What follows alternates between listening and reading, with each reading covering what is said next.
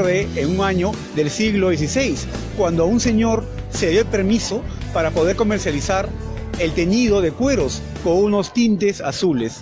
Ese fue el motivo por el cual se le dio ese nombre a esa calle, lugar donde se ubicó además.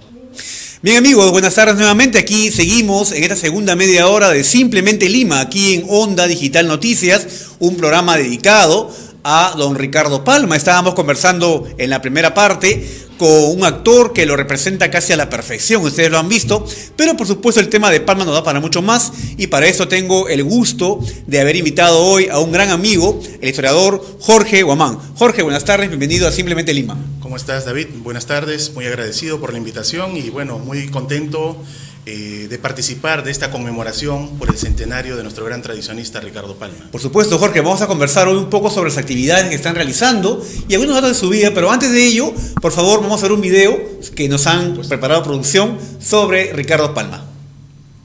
Vamos a verlo.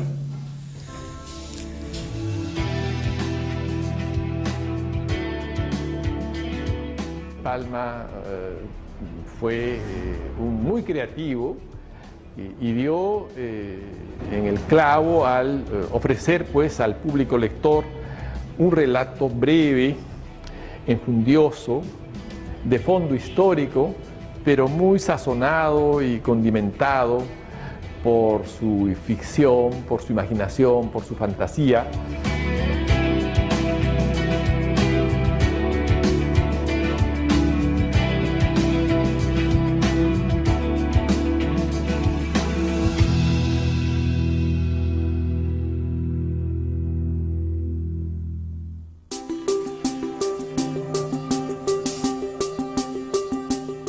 Según la versión más aceptada, Ricardo Palma Soriano nació en Lima el 7 de febrero de 1833, de padres provincianos y origen social humilde.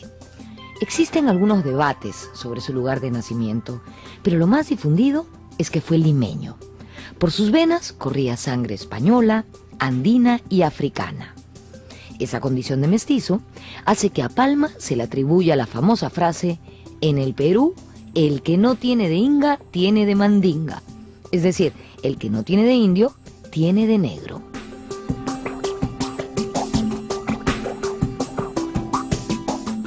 El padre se llamaba Pedro Palma, era un mestizo proveniente de un pueblo de Cajamarca.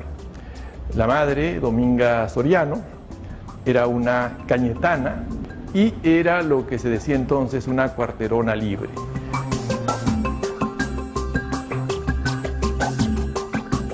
El padre y la madre de Palma fueron peruanos puros y netos.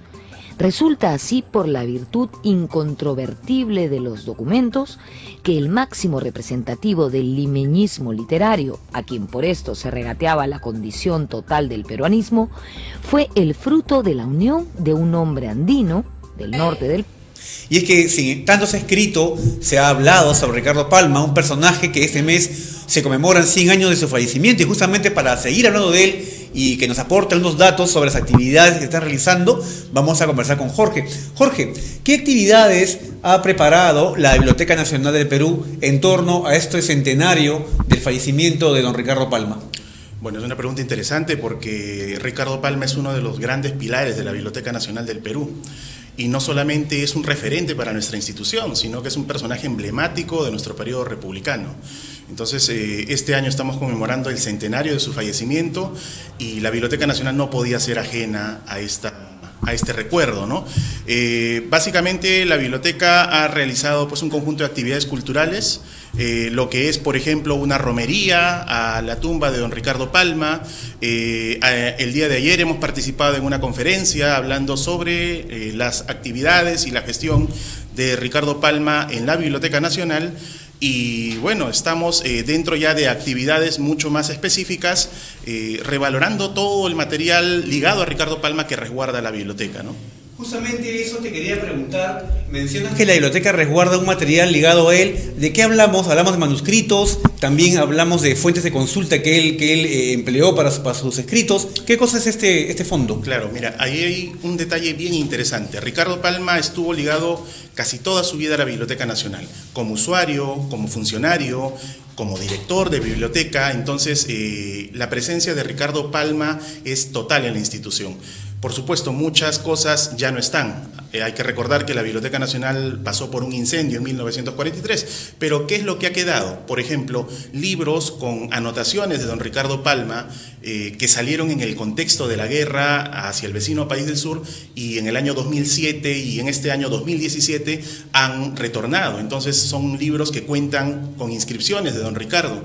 Gracias a estos textos, hoy en día podemos saber qué libros le sirvieron de inspiración a don Ricardo para confeccionar sus tradiciones peruanas. Dentro de ese fondo que nos comentas, ¿hay algún libro raro, algún libro curioso de repente que nos puedas comentar? Hay una joya bibliográfica que realmente tiene que ser promocionada.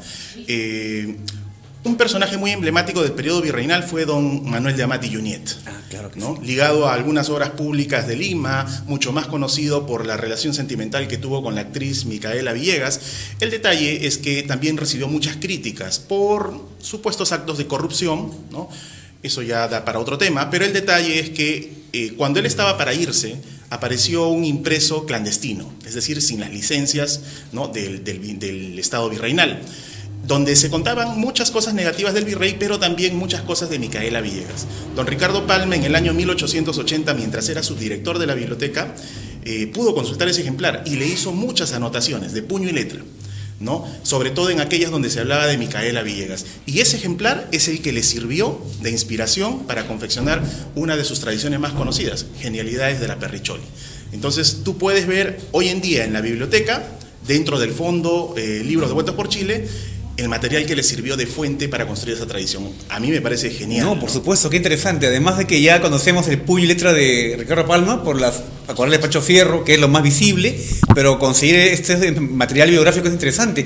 ¿Y tú por qué crees que Ricardo Palma, un poco yendo a ese tema que nos has comentado, incidió tanto en el origen de la Perricholi fuera de Lima, cuando se ha probado documentalmente que ya nació en Lima, ¿no? Claro.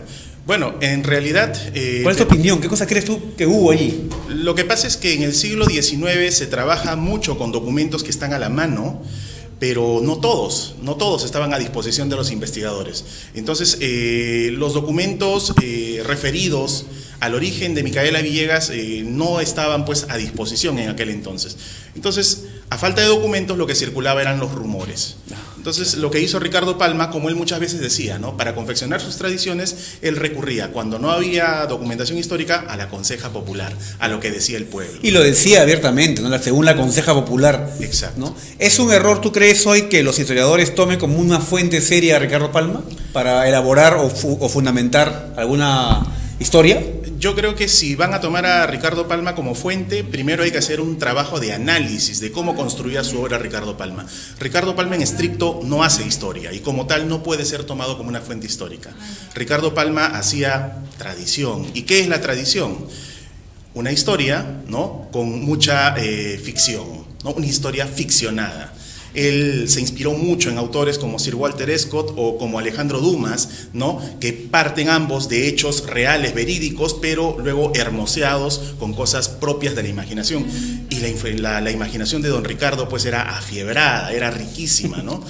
Y es lo que nos ha legado. Bueno, sí, bueno, muy claro, más claro ni el agua lo que nos acabas de comentar, Jorge. Y básicamente sobre esto tú has desarrollado una labor también de análisis, viendo algunos de los personajes de Ricardo Palma representados desde las lápidas del cementerio Pepito la Maestra. Yo recuerdo en una ocasión haber escuchado una charla tuya sobre el tema. ¿Qué personajes hallaste de las tradiciones de Palma en ese lugar? Claro, esto parte de una duda mía, ¿no? Si partimos del hecho de que Ricardo Palma habla de historia, pero historia que luego es ficcionada, entonces la pregunta es, ¿todos sus personajes existieron? Sabemos, por ejemplo, que la mariscala Francisca Zubiaga existió, pero don Dimas de la Tijereta obviamente no existió. Entonces quise hacer un rastreo de cuán verídicos eran sus personajes. Y teniendo una fuente de información como el Matías Maestro, me fui a buscarlos. Él habla de muchos personajes republicanos, es decir, personajes que vivieron en su siglo, y habiendo un solo cementerio aquí en Lima, entonces necesariamente tendrían que estar allí. Y comenzaron a hacer los personajes, ¿no? Entonces, por ejemplo, él tiene una tradición titulada María Abascal, donde habla de quien habría sido, pues, ¿no?, la amante de Bernardo Monteagudo. Me fascinó esa historia, había que buscarla. Él daba un dato, en qué año había muerto, me fui a buscarla al cementerio y bueno, apareció, entonces confirmando la veracidad de su existencia. Personajes que aparecen dentro de su obra, como por ejemplo Antonio Malagrida, ¿no? Aquel que aparece en una de sus tradiciones referidas a Garibaldi, aparece en el cementerio. La famosa hija política de Justo Figuerola, aquella, ¿no?, que le alcanza la banda a don Justo Figuerola para tirarla por el balcón. Bien, ella se llamaba Catalina y también está en el cementerio. Entonces, el hecho de redescubrir estos personajes que le sirvieron de inspiración nos abre una nueva veta de información sobre las tradiciones, sobre don Ricardo, y evidentemente pues nos ayuda a centrar mucho más, ¿no? Y además esto se suma a lo que nos has comentado del fondo bibliográfico en la biblioteca, ¿no? Donde se reúnen pues todos los documentos y material de consulta que él tuvo, ¿no? Claro, por supuesto. Miren, en la biblioteca hay una cuestión interesante. Más allá de los documentos que él anotó, que pertenecían a la institución, él tenía una colección particular, una correspondencia muy riquísima, ¿no? Él es una persona que escribió mucho y que recibió mucha correspondencia del Perú y el extranjero. Hay un detalle que pocos conocen y es el hecho de que su biblioteca personal se destruyó durante la invasión a Lima por las tropas chilenas en 1881. Claro, la casa de él estaba en Miraflores, exacto, fue incendiada. Además, entonces hay casi nada de material de Ricardo Palma anterior a esa fecha, pero de 1881 hasta su muerte en 1919, él volvió a hacer un acopio de la correspondencia que le llegaba, volvió a formar una biblioteca personal donde están los libros que le sirvieron de inspiración para construir sus tradiciones. Todo eso estuvo en poder de su familia y fue adquirida por la Biblioteca Nacional en el año 1949. Ah, después del incendio ya, ¿no? Exacto. O sea, ya en el nuevo local, por decirlo de un modo, ¿no? Por eso es que nosotros allí tenemos, por ejemplo, muchos borradores de sus tradiciones, ¿no? Los manuscritos originales de algunas de sus obras. En definitiva, la biblioteca tiene una fuente importantísima de consulta para conocer sobre tradiciones y sobre el autor Ricardo Palma.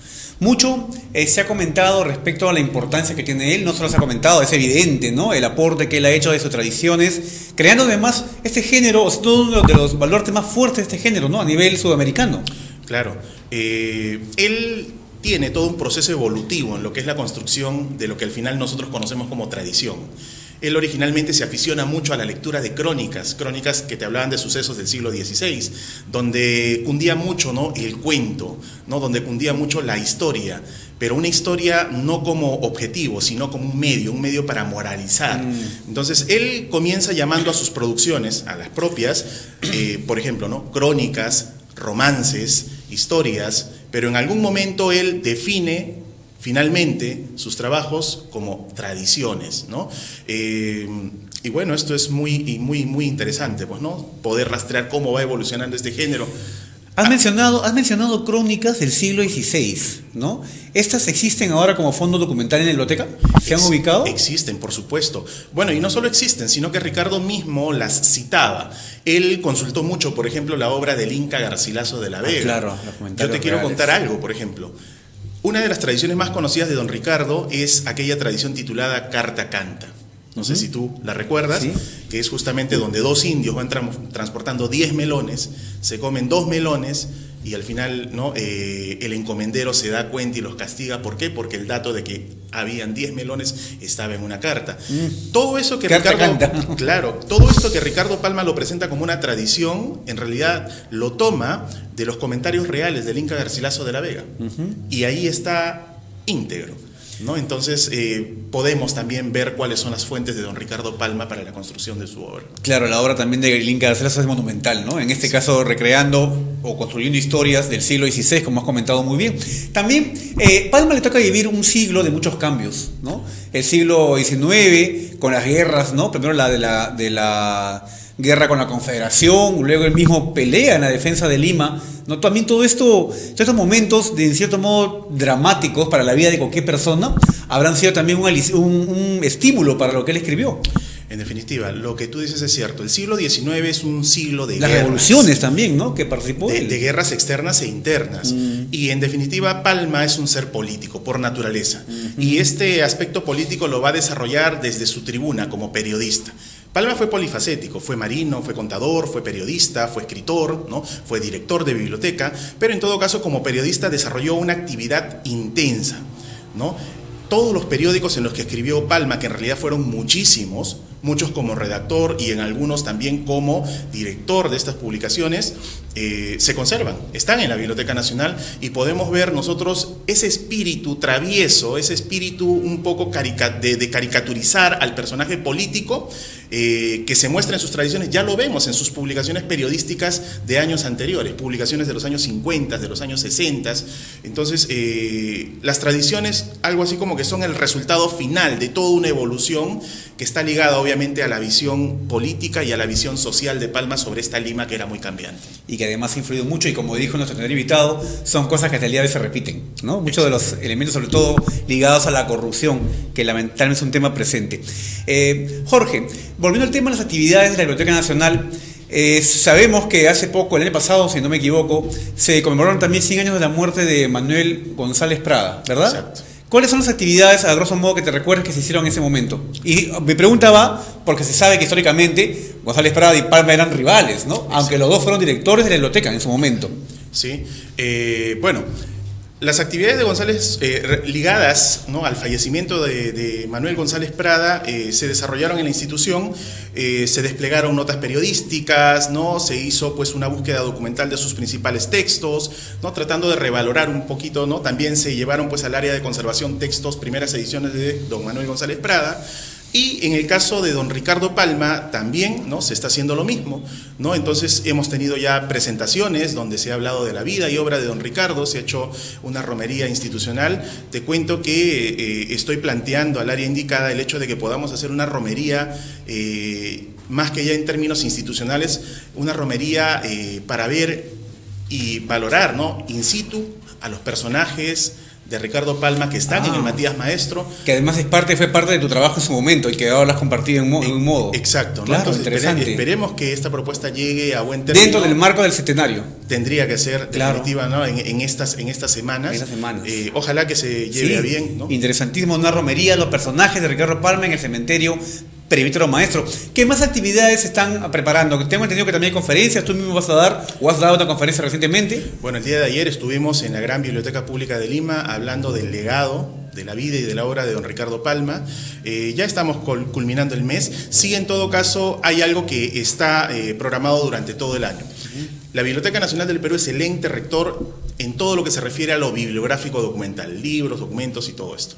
Entonces, teniendo un gran cúmulo de materiales ligados a don Ricardo Palma, estamos procediendo a hacer las propuestas de declaración como patrimonio cultural de la nación de los materiales ligados a don Ricardo. Entonces, ya se han declarado sus memorias institucionales como director de la biblioteca. También el año pasado propusimos la declaratoria, el Ministerio de Cultura ayudó mucho, nos aceptó la declaratoria de 8 manuscritos autógrafos de don Ricardo Palma, donde destacaban, por ejemplo, algunos manuscritos autógrafos de sus tradiciones y de algunas otras obras, y este año también se pudo declarar la primera edición completa de sus tradiciones peruanas. Entonces nos parece que vamos por buen camino y estamos a punto ya de hacer la propuesta de declaratoria de toda la correspondencia de don Ricardo Palma que se guarda en la Biblioteca Nacional. Si bien es cierto, el esfuerzo es loable y por supuesto muy estimulante, ¿crees tú que esto está llegando muy tarde? Han tenido que pasar 100 años de la muerte de él para poder recién valorar en su real dimensión esta obra. Bueno, ¿A qué crees tú, perdón, que se deba quizá este retraso, que quizá haya tenido que llegar gente como tú, pues que con mente fresca recién a mover esto y no se haya hecho antes? ¿Qué ha pasado? En realidad, aunque tú no lo creas, Palma es un personaje que siempre ha estado en la mente de muchas generaciones, ¿no? Es un personaje que está viviendo más que en su propia vida, está trascendiendo, ¿no?, después de su partida. Entonces, hemos tenido en su momento a un Raúl Porras, ¿no?, favoreciendo la publicación de la correspondencia de don Ricardo Palma. En este momento tenemos a quien yo considero es una de las máximas autoridades en el tema palmista, como es don Osvaldo Holguín. Y bueno, están las nuevas generaciones, ¿no? Entonces, en cada época se ha hecho lo que se ha creído tiempo necesario y acorde a lo que se tenía a la mano, ¿no? Claro. Evidentemente, desde la llegada de la colección Ricardo Palma a la Biblioteca Nacional, ya pone en compromiso pues a la institución para poder, ¿no?, revalorar en mayor medida el personaje. Claro. Este es el perfecto momento para engrandecer mucho más todo lo que es la revaloración de su obra, ¿no? Entonces creo que vamos por buen camino. Buen camino, sin duda, y a seguir adelante. ¿Tienes alguna conferencia, Jorge, de aquí en estas semanas sobre el tema de Palma? ¿Vigente? No, la última que referida fue a Ricardo Palma ayer, es la caso, de ayer, ¿no? ¿Ya? Entonces, pero igual, ¿no? ¿Qué datos compartiste de la vida de él? Bueno, datos de su juventud, de repente, por ejemplo, su nacimiento. No, yo creo que el tema estuvo más ligado a la gestión de don Ricardo Palma como director correcto, de la biblioteca, es ¿no? un tema institucional, Sí, perfecto. sí, sí. Y bueno, ahí quizás lo que hubo que destacar es cómo don Ricardo Palma termina convirtiendo a la Biblioteca Nacional del Perú durante su gestión en el gran centro cultural, ¿no?, de Lima y del Perú. Como decía ayer, realmente, ¿no?, y parafraseando un poco a Abraham Valdelomar, si Lima era la Biblioteca Nacional en definitiva era don Ricardo Palma. Todo aquel que llegaba a Lima venía para conocerlo. Y ya que está relacionado a la Biblioteca Nacional, una pregunta. Tú sabes, hasta que investigado, de repente, ¿por qué estas rencillas entre Ricardo Palma y Manuel González Prada, que inclusive llegaron hasta el cargo de directores, ambos, y bueno, uno no aceptó el cargo de honorario, se retiró? ¿Por qué ocurría esto? Aunque tú no creas, en un primer momento don Manuel González Prada y Ricardo Palma eran, si bien no amigos, se tenían mucho respeto intelectual. Entonces, más, incluso cuando ya Ricardo Palma es director en 1885, hace comentarios elogiosos hacia la obra de don Manuel González Prada. Creo que el problema viene por cuestiones políticas, ¿no? Entonces, Manuel González Prada está decepcionado de la actuación política de nuestras clases dirigentes durante la guerra, está buscando explicaciones, y se daba el caso que Ricardo Palma era muy afín a don Nicolás de Piérola, Así es, ¿no?, que fue sindicado como uno de los responsables de la derrota en la guerra. Entonces, esta cuestión política es la que va a marcar el distanciamiento entre ambos. Tanto así que cuando Manuel González Prada da su famoso discurso y dice, no, los viejos en la tumba, ¿no? Claro, en el Politeama, muchos, quizás queriendo encender la polémica, dijeron, se está refiriendo a don Ricardo. Y Ricardo Palma, pues, sintió la pegada, claro, y respondió, y ahí se produjo la separación total. El cisma amical entre ambos. Por eso es que cuando Ricardo Palma finalmente renuncia, yo creo que esto fue a propósito. El gobierno decidió nombrar como su reemplazante a su principal antagonista. Esa menciona. Eso fue el año 12, si no me equivoco, en la época de Leguía. En el año 1912. Qué interesante. Jorge, a ti particularmente, ¿qué pasaje de Palma, ya que lo has investigado, quizás queriendo, sin querer, como diría él, ¿no? Ya que has investigado su vida, ¿qué pasaje de su vida a ti te ha impactado, te gusta más, de toda esta vida de Palma que tú has llegado a investigar? Bueno, en definitiva, yo creo que más que un periodo es toda la vida de Palma. Y no porque, digamos, todo pueda llegar a ser interesante, sino por cómo él finalmente termina presentando su vida. Como dijo por ahí algún especialista de don Ricardo Palma, don Julio Díaz Falconi, Ricardo Palma terminó haciendo de su vida misma también una tradición, es decir, ¿no? Terminó presentando la historia de su vida, pero hermoseada con algunos detalles que nosotros, ¿no? Claro, no sabemos si realmente ocurrió o no ocurrió, pero eso mismo mucho ¿no? se dice, ¿no?, de la vida de él, también de su niñez, sus estudios, ¿no?, en San Carlos. Exacto. Y todo ello, ¿no? Claro. Y bueno, en definitiva, me quedo con su periodo, su periplo vital dentro de la institución, ¿no? Por las cosas que hizo, ¿no? Claro. Por el hecho mismo de haber hecho, mira, algo que pocos conocen. Cuando él acepta el cargo de director, vamos a jugar con fechas acá, el 2 de noviembre de 1883, le pusieron una condición: señor, usted entrega concluida ya, reconstituida la biblioteca, el 28 de julio de 1884, es decir, le dieron apenas 8 meses para reconstituir. Y en 8 meses volvió a nutrir a la biblioteca de 28.000 volúmenes. Una labor realmente titánica, ¿no? De verdad que pocos lo hubieran podido hacer si no hubiera sido, en todo caso, él, ¿no? Claro. Jorge es historiador de San Marcos, ¿no? Conocimos al profesor Maticorena en su momento, claro, a gran Maticorena. Maestro. A él le gustaba Palma, te comentó alguna vez, ¿llegaron a conversar sobre el tema con él? Sí. Le llamaba la atención Ricardo Palma por el tema que él manejaba, que era el tema de la nación. La nación tiene que ver mucho también con la forja de la identidad. Y en definitiva, Palma calza perfecto aquí, porque Ricardo Palma es un constructor de identidad, ¿no? Entonces, él lo que está haciendo al reconstruir, y donde no era posible reconstruir, al inventar la historia, ¿no?, reinventar nuestra historia, lo que está haciendo es justamente generar una identidad, porque él se da cuenta, ¿no? Decía, el pueblo necesita algo de lo cual sentirse orgulloso. Y las tradiciones eran su forma, ¿no?, de presentar la historia para el vulgo, para el pueblo, para Exacto. todos. En cierto modo va formando esa idea de nación, de patria, con todo lo que uno ha ido aprendiendo de él. Jorge, muchísimas gracias por estar aquí en el programa, gracias por haber también atendido la invitación.